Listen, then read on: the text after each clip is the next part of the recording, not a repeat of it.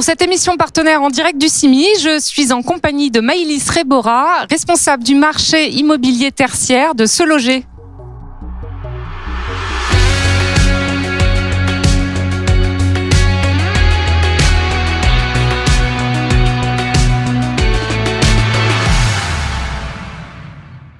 Bonjour Maëlys. Bonjour Héloïse. On a beaucoup parlé de la reprise de l'immobilier de commerce en région, mais qu'en est-il de l'Île-de-France ?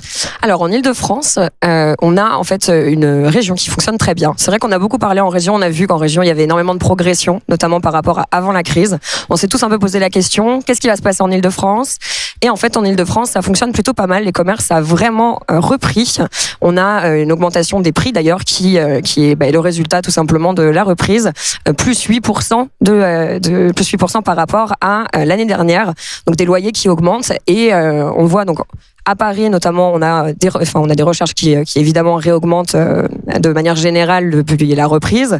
En Île-de-France, on voit qu'on a à peu près plus 111% de recherches, donc on multiplie par 2 et ça c'est par rapport à avant la crise. Donc en fait on voit qu'il y a vraiment un entrain et on a quelques départements, on va en parler plus tard, qui vraiment s'en sortent encore mieux que Paris, voilà, et qui sont on en parlera un peu plus en détail tout à l'heure. Très bien. D'ailleurs, est-ce que la généralisation du télétravail a impacté l'immobilier de bureau ?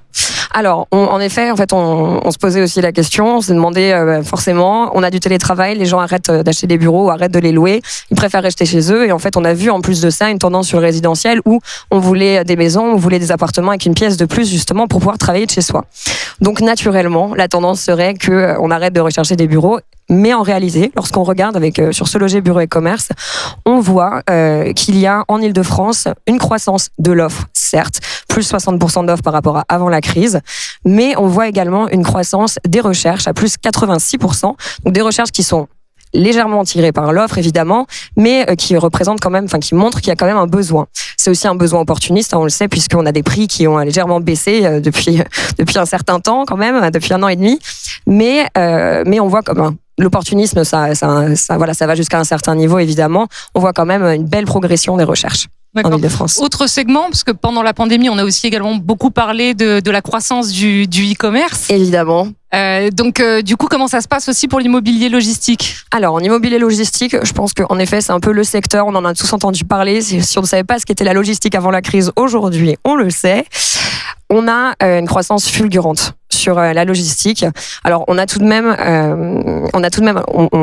une offre qui se raréfie. Donc, en fait, on a naturellement des recherches qui ne peuvent pas, aller sur des multiplications par 5 ou 6. Enfin, c'est ce qu'on se dit. En Île-de-France, on voit quand même que on a des recherches qui sont à plus 50% par rapport à avant la crise.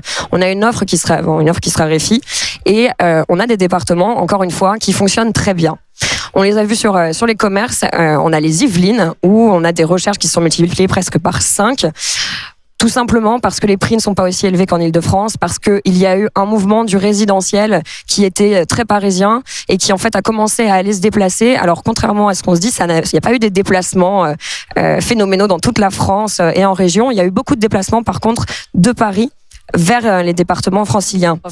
Exactement. Et en fait, on voit exactement le même mouvement sur les commerces. On le voit également naturellement sur la logistique, puisqu'il faut récupérer, évidemment, quand on se fait livrer, il faut qu'il y ait des endroits clés pour pouvoir mailler le territoire suffisamment bien.